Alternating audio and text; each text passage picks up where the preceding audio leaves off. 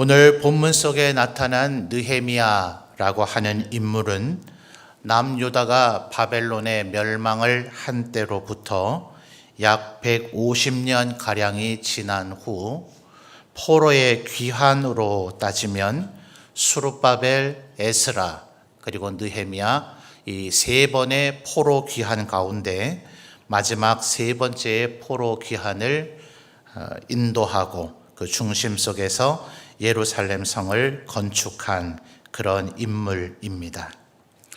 오늘 오전에도 우리가 히브리서 11장을 가지고 믿음의 사람들에 대해서 생각을 해 보았는데, 저는 성경 전체로 예수님께서야 하나님의 근본 본체이시니 예수님을 제외하고 우리의 사람들이라면 단연코 오히려 다윗보다도 더 우리가 존경하고 본을 받아야 될 인물이 아닌가, 그런 생각을 해봅니다.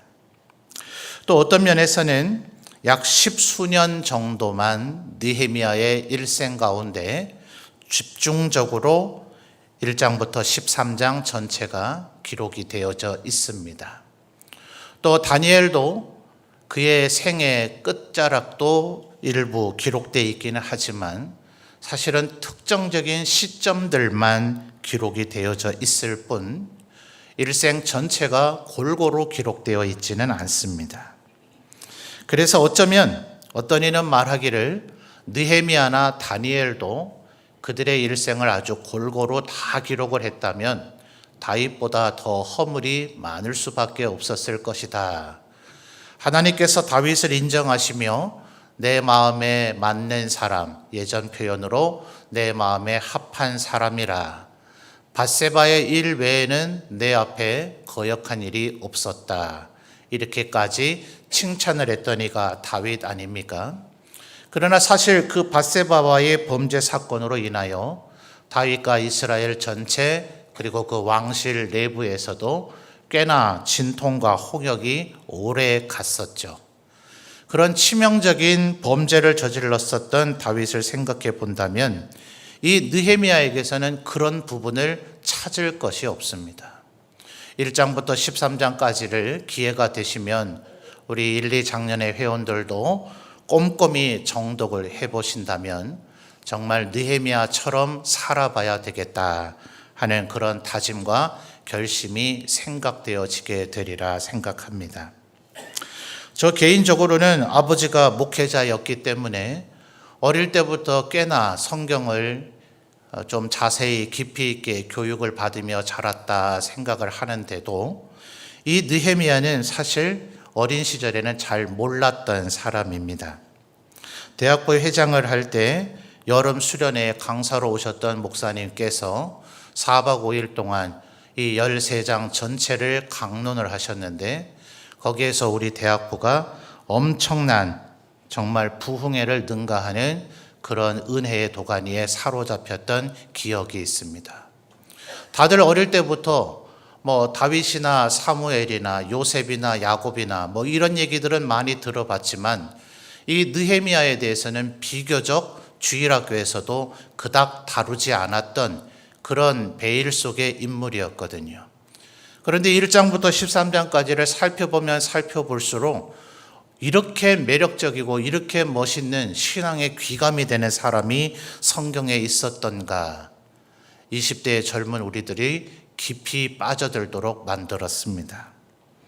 또 개인적으로는 부교육자로 청년부를 담당하거나 중고등부를 담당할 때 제가 받았던 그 은혜가 너무나 좋았기 때문에 저도, 특히 대학부 친구들은 전도사님 그건 너무 무모한 계획이 아닙니까?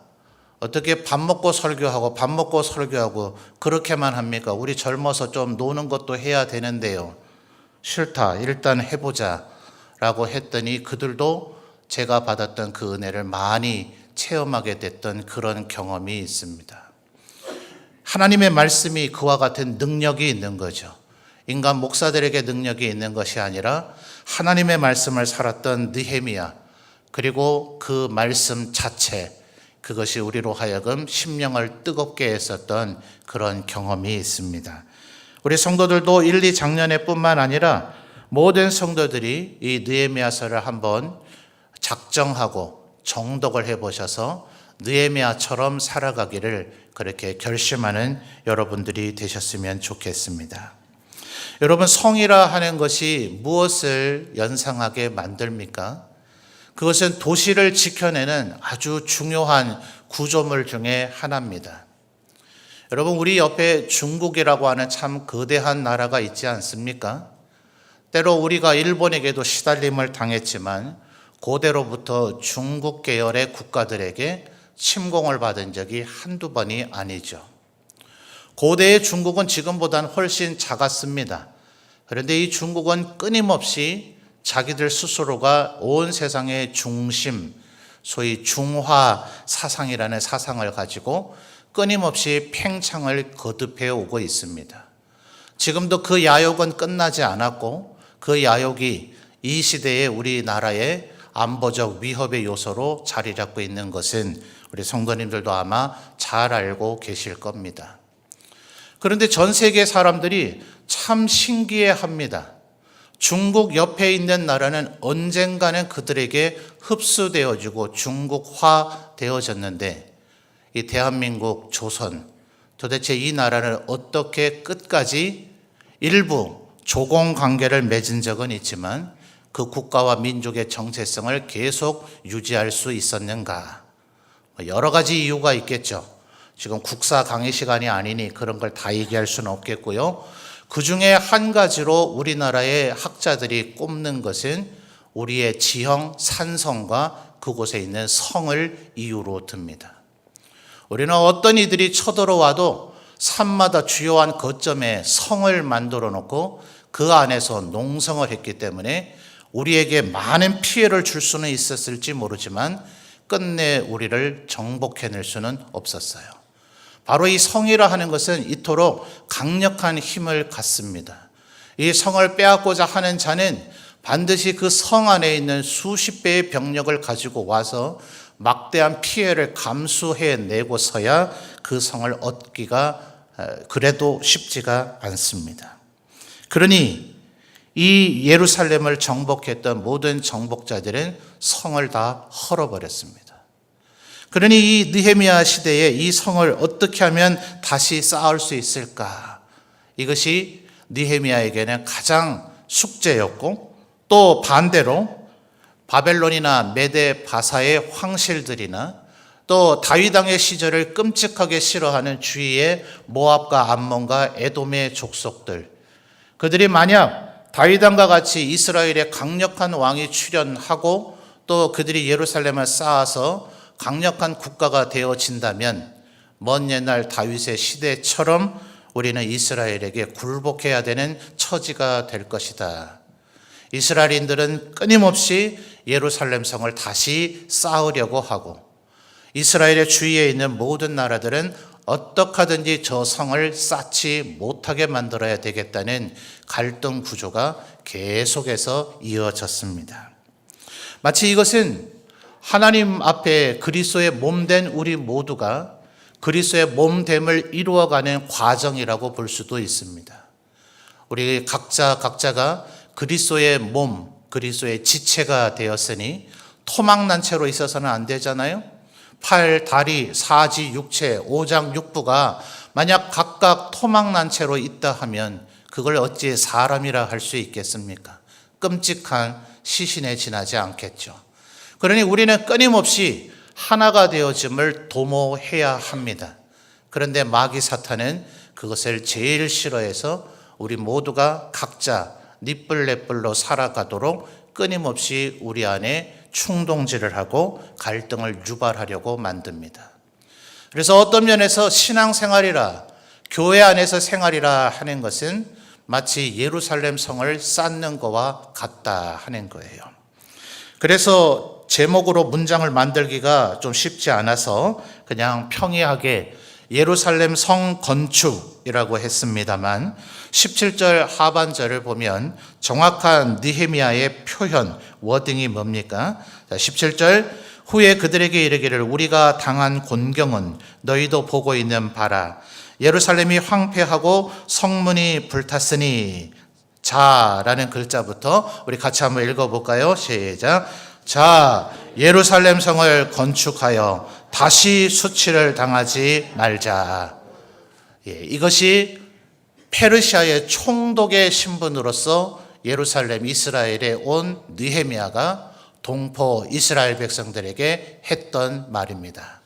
자, 예루살렘 성을 건축하여 다시 수치를 당하지 말자.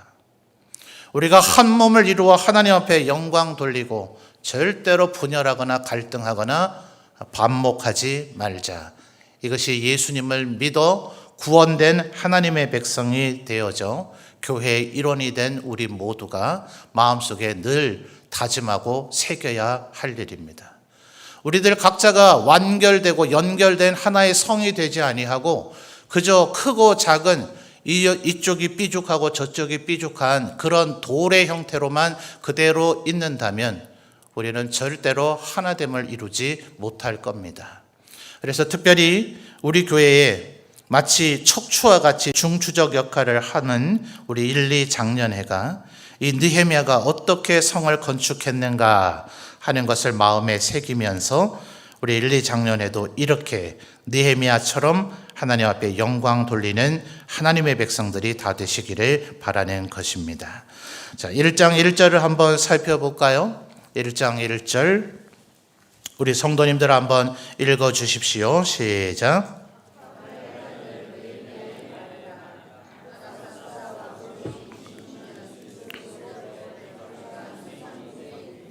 아멘. 자, 이스라엘에는 12달에 각각 이름들이 있었어요. 그래서 1절 하반절을 보면 기슬르월이라고 하는 달의 이름이 나타납니다. 2장 1절을 다시 한번 또 읽어볼까요? 시작. 아닥사스다 왕 제20년 니산월에 왕 앞에 포도주가 있기로 내가 그 포도주를 왕에게 드렸는데 이전에는 내가 왕 앞에서 수심이 없었더니. 자, 정확히 보셨습니까? 1장 1절과 2장 1절을 보면 아닥사스다 왕 제20년이라고 하는 연도는 동일합니다. 그런데 차이는 기슬르월과 니산월로 월의 차이죠. 이건 뭐 몇 월인지를 아는 게 뭐 그리 의미가 있겠어요? 두 달의 차이는 4개월입니다. 1장의 내용을 보시면 4개월 동안 느헤미야는 뭐 했는가? 하나님 앞에 의욕을 가지고 열정을 가지고 비전을 가지고 일부터 하겠다고 덤벼들지 않았습니다. 그는 4개월 동안 최소 아무리 적게 봐도 4개월 동안 하나님 앞에 철저히 기도했습니다. 그 기도의 내용은 하나님의 말씀을 근거로 한 것이었습니다. 솔로몬이 하나님 앞에 성전을 지어 봉헌하면서 하나님 이곳이 기도하는 집이 되게 해 주십시오. 이스라엘 백성들이 이곳에 나와서 제사하면서 기도할 때에 또 혹은 각자의 집에서 이곳에 나오지는 못하더라도 이 성전을 향하여 기도할 때에 또 혹여 우리와 우리의 후손들이 범죄하여서 하나님 앞에 징계를 받아 열방에 흩어져 버렸을지라도 그곳에서 이곳을 기억하며 기도할 때에 주는 들으시고 응답하옵소서 했던 솔로몬의 그 말씀을 가지고 기도합니다. 우리의 조상 솔로몬이 하나님 앞에 이렇게 기도했을 때 하나님 그것을 간합하셨지 않습니까?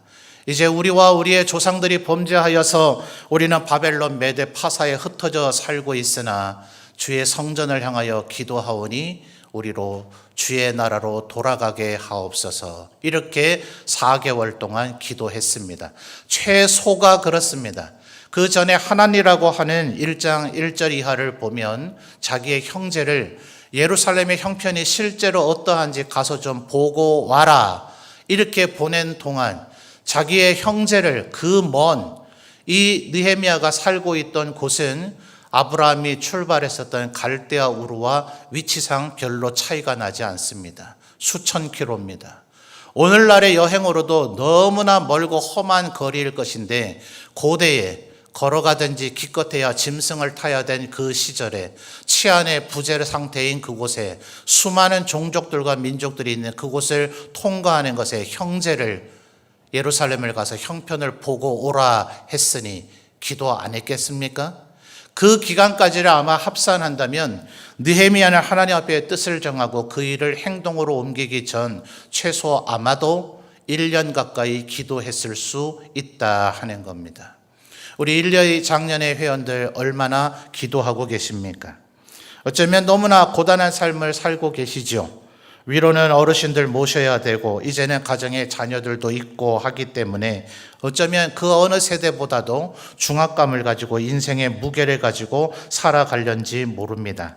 그러나 지금 그때가 아니면 젊었을 때 좀 더 잘할 걸, 기회가 되거든 우리 남전도의 우리 회원들 분이나 또 에베네셀 어르신들께 한번 여쭤보십시오. 장로님, 집사님, 제 나이 때 어떤 생각을 하셨습니까?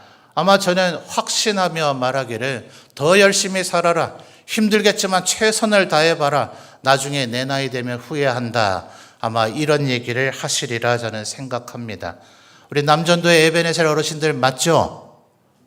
큰 소리로 아멘 해주셔야 이분들이 오늘 제대로 헌신하는데요. 맞죠? 예, 아멘이라 하시지 않습니까? 그러니 여러분, 지금 나이가 몹시 고단하고 힘들지라도 느헤미야처럼 기도해 보십시오. 그러면 하나님께서 오히려 비전을 보여주시고 또 뜻을 보여주시고 힘을 주시는 은혜가 있을 줄 믿습니다. 심지어 느헤미야는 그렇게 뜻을 정해서만 기도한 게 아니고 2장 4절 또 이어서 한번 읽어볼까요? 2장 4절입니다. 시작.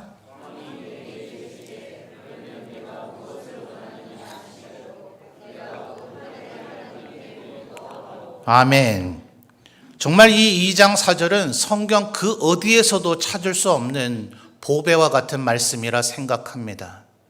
왕의 술 관원으로 식사하는데 옆에서 시중 들어야 되는 느헤미야가 언제도 얼굴 표정이 찡그린 적이 없었습니다. 그럼 이 왕께서 밥맛이 나겠습니까?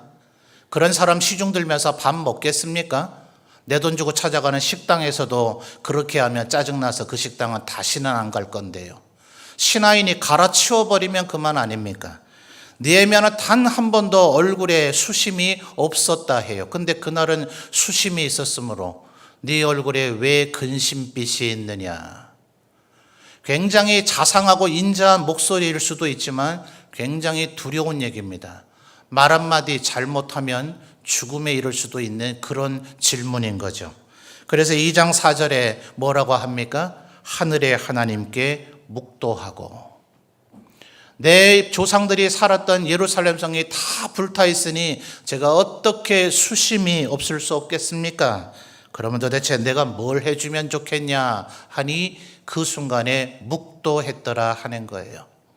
주여 삼창 부르고 통성기도 했을까요? 무릎 꿇고 앉아서 한 5분, 10분 아니면 30분 동안 고래고래 소리 질러가며 기도했을까요?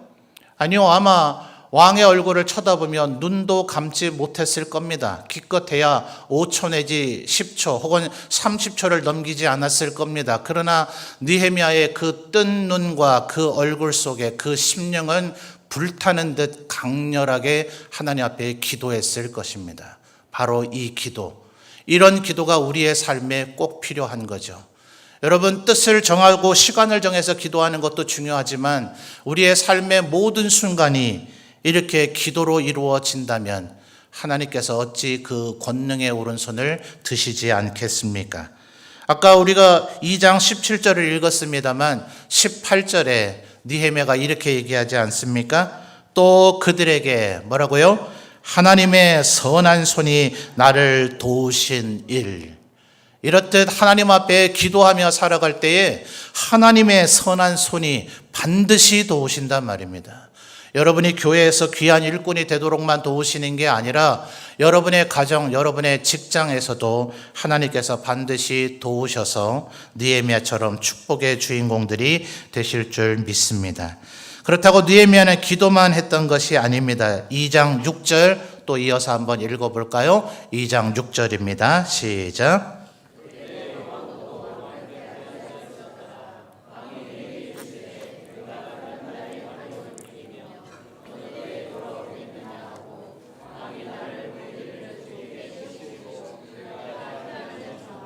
아멘. 왕의 궁정에서는 허언이 없다, 이런 격언이 있습니다. 왕이 물으면 제대로 대답해야 됩니다. 또 말한 것에 대해서 책임을 져야 됩니다. 제게 6개월만 주시면 돌아오겠습니다. 예루살렘 성을 쌓겠습니다. 그러면 수단 방법 가리지 말고 6개월 안에 쌓아내야 됩니다. 그리고 6개월이 되는 그날까지는 반드시 왕 앞에 도달해야 됩니다. 왕하고 한 약속이기 때문에 그렇죠. 만약 그걸 지키지 못하면 무슨 느헤미야에게 악한 의도가 있지 않았다 하더라도 반역의 죄로 묻는 것이 모든 나라들 왕실들의 상례였습니다. 그러니 느헤미야가 지금 대충 대답했겠습니까? 네가 언제까지 돌아올 것이냐, 언제까지 이 일을 마칠 수 있겠느냐 할 때 그 자리에서 계산을 했겠어요? 아니요. 언제인 줄 몰라요. 왕에게 이 얘기를 할 수 있는 날이 언제일까? 왕이 나에게 이런 질문할 수 있는 날이 언제일까? 전혀 모르는 가운데 느헤미야는 기도만 한 것이 아니라 만약 하나님의 은혜로 그날이 온다면 나는 왕에게 이러이러한 얘기를 하리라, 그는 수도 없이 고민하고 따듬고 그렇게 했던 겁니다. 여러분, 목사가 되면 중요한 위치에서 해야 할 말이 얼마나 많은지 모릅니다. 어떤 분들은 그래요. 개 목사는 말하는 걸 타고났는가? 말을 잘하는 것 같다. 아니요. 저는 중요한 자리에서 한마디 말을 해야 된다면 그 해야 할 말을 100번, 1000번이고 속으로 되뇌어 봅니다. 이 어휘를 쓴다면 어떻게 될까? 이렇게 말하면 어떤 반응이 되돌아올까? 이 말의 의미는 어떤 의미로 파장이 미쳐지게 될까? 여전히 말에 실수가 많은 저입니다만 저조차도 얼마나 다시 생각해보고 또 말을 마음속으로 되뇌어 보는지 모릅니다. 왕 앞에서 해야 될 일이고 하나님 앞에서 해야 될 일이라면 어찌 아무 생각 없이 계획 없이 준비 없이 그 일을 할 수 있겠습니까? 어떤 이들은 계획을 하고 난 이후에 그 계획에 사로잡힙니다. 세상의 경영의 귀재들이 이렇게 얘기하죠. 계획은 수정하기 위해서 수립하는 것이다. 그 계획한 대로 그대로 되어지는 일은 거의 없습니다. 청사진을 만들고 설계도를 만들었다 하더라도 수정 설계를 해야 되는 것이 오히려 상식에 가깝습니다. 그럴 것 같으면 뭐 때문에 계획을 세웁니까? 아니요. 기준점이 있어야 그 뒤에 수정이 되어지고 그 수정의 의미와 가치가 오히려 고스란히 보존되기 때문에 그렇습니다. 그래서 제가 느헤미야를 좋아하는 겁니다. 우리는 흔히 이 양극단으로만 치우칠 위험이 큽니다. 하나님을 믿는 사람이 아닌 것처럼 너무 지혜로 머리로만 일을 하려고 하는 사람, 늘 계획하고 회의하고 그런 것을 좋아하는 사람, 또 한 극단에서는 전혀 이런 것을 하려고 하지 않고 그저 기도만 하면 대충 해도 어떻게 해든 막 하기만 하면 하나님께서 알아서 해주시겠거니. 아니요, 느헤미야는 그렇게 하지 않았습니다. 하나님께서 주신 지혜와 머리를 가지고 자신이 해볼 수 있는 모든 최선을 다해서 계획을 세우고 그 계획을 따듬어 갔습니다. 그리고 자신의 머리로 그 일을 하려고 하지 아니하고 하나님 앞에 철저하게 기도했습니다. 에스라와의 결정적인 차이점이 뭐냐 하면 에스라는 하나님의 도우심을 받을 거였기 때문에 마병을 요청하지 않았지만 2장 7절과 8절 9절을 보면 느헤미야는 호위를 한 군대 마병까지 요청합니다. 각 지역에 어디에서 좋은 건축 자재가 나는지를 미리 다 파악하고 있다가 그 지역의 총독에게 나무도 내놔라, 돌도 내놔라, 황제의 명령으로 조서를 내려달라고 얘기합니다. 얼마나 치밀한 계획입니까? 이럴 때 하나님께서 52일 만에 예루살렘 성을 쌓는 일이 가능하도록 만들어 주셨습니다. 이것은 원래 그 성을 쌓았던 다윗도 이뤄내지 못한 기록입니다. 심지어 3장에 가서 보시게 되면 이 일을 왕실 주도로, 이 총독 주도로, 왕실이 아니죠, 총독 주도로 느헤미야의 직할 부하들이 이뤄낸 것이 아니라 이스라엘의 모든 사람들이 동참하게 했습니다. 제사장이든 상인이든 심지어 화장품 장사까지, 심지어 그 집안에 아들들이 없어서 딸들까지 전부 이스라엘 유다의 각 지역에 살고 있는 사람들이 각양의 위치에서 나와서 모두 다 함께 하도록 했습니다. 여러분, 혼자 하는 일이 편합니까? 같이 하는 일이 편합니까? 예? 혼자 하는 일이 편할까요? 같이 하는 일이 편할까요? 사람 성향 따라 다릅니다. 그런데 저 같은 성향만 하더라도 혼자 하는 게 편쳐. 아유, 맡겨놨더니 일을 저래야 한다. 차라리 내가 하고 말지. 밤을 새워서라도 혼자 하는 게 더 낫지 않습니까? 그런 성향을 가진 분들이 이 자리에 분명히 있을 겁니다. 열정이 있고 하나님께서 지혜를 주시고 어떻게 하는지 일머리가 아는 분들, 대단한 능력자인 것 같습니다만 하나님은 그런 태도를 원하지 않으십니다.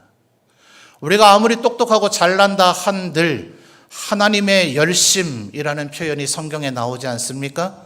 하나님의 열심만큼 우리가 열심을 낼 수 있겠습니까? 우리가 아무리 똑똑하다 한들 하나님처럼 전능하시고 전지하셔서 정교하게 실수 없이 빈틈없이 그렇게 일을 해내실 수 있겠습니까? 그러면 하나님께서 직접 하시지 뭐 때문에 나 같은 자에게 그 일을 맡기시겠어요? 하나님은 우리를 통해서 영광 받으시기를 원하십니다. 누구를 통해서요? 우리를 통해서 영광 받으시기를 원하십니다. 그래서 주님은 기도하기를 하늘에 계신 우리 아버지요. 끊임없이 주님께서 가르쳐 주신 기도에서 우리를 얘기하라고 얘기하셨습니다. 내 먹을 양식이 아니고 오늘 우리가 먹을 양식을 주옵시고 우리가 우리에게 죄 지은 자를 용서해 준 것처럼 우리 죄를 용서해 주옵시고 왜 남의 일까지 왜 그리 간섭을 합니까? 하나님께서는 나 홀로 살아가라고 얘기하지 않으시고 언제나 우리로 살아가라고. 그래서 내가 하는 것이 더 빠르고 더 정확하고 더 쉽게 그 일을 진행해낼 수 있다 하더라도 어떤 이는 열의 일을 해내고 어떤 이는 겨우 하나의 일밖에 해내지 못한다 할지라도 똑같이 분배하라고 얘기하지 않습니다. 그래서 3장을 정독해 보시라고요.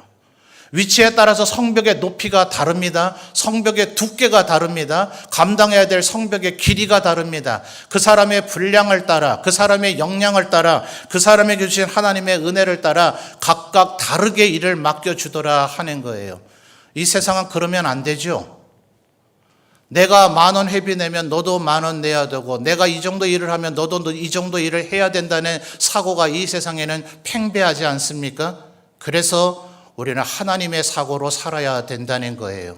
이 세상의 법칙이 하나님 앞에서 다 맞는 것은 아닙니다.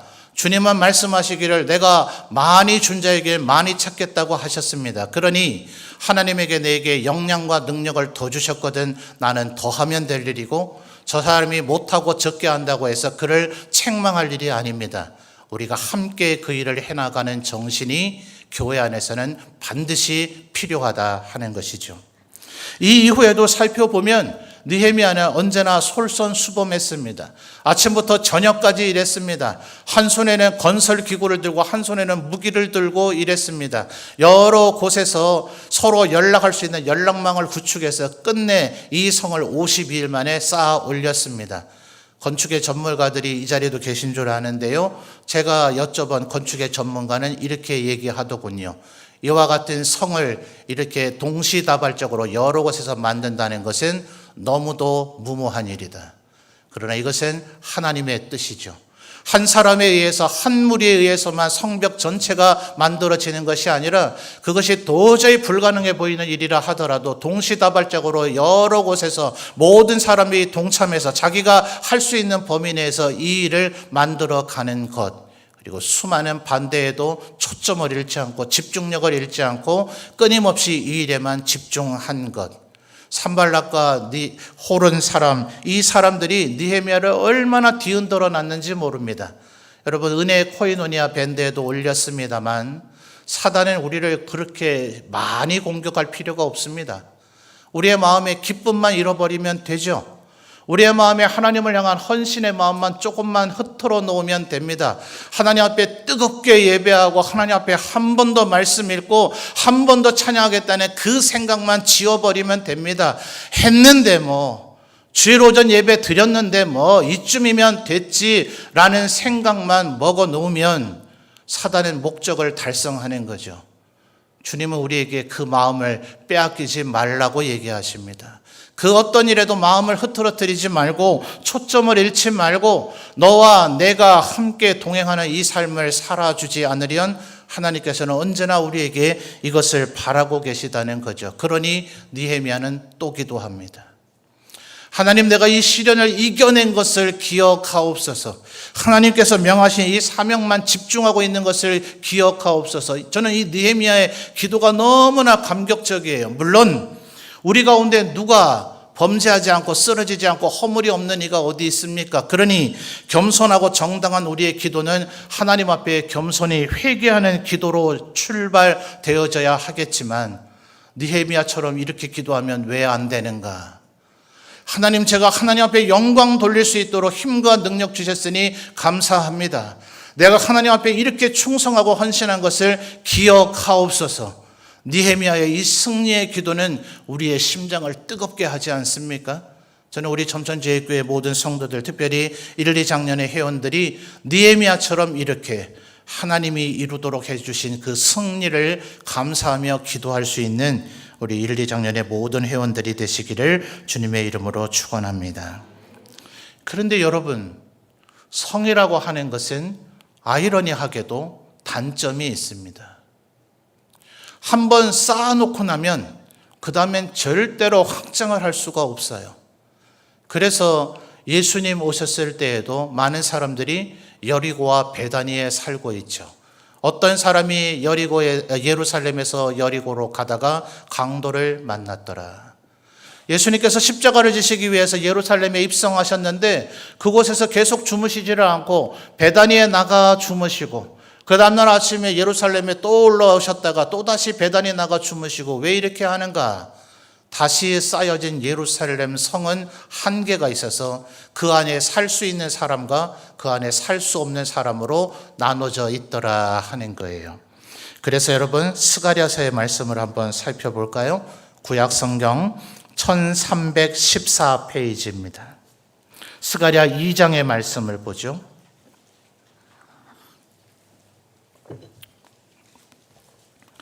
구약성경 1314페이지 스가랴 2장 4절과 5절 말씀입니다. 아이러니하게도 이 말씀은 이 느헤미야의 예루살렘 성을 쌓는 일이 아직 시작도 되기 전에 성전은 다시 재건했으나 이 성전을 지켜주고 보호할 예루살렘 성이 없으므로 이스라엘 백성들이 애달아 하던 바로 그때에 하나님께서 주신 말씀입니다. 스가랴 2장 4절과 5절 우리 성도님들 읽어주실까요? 시작.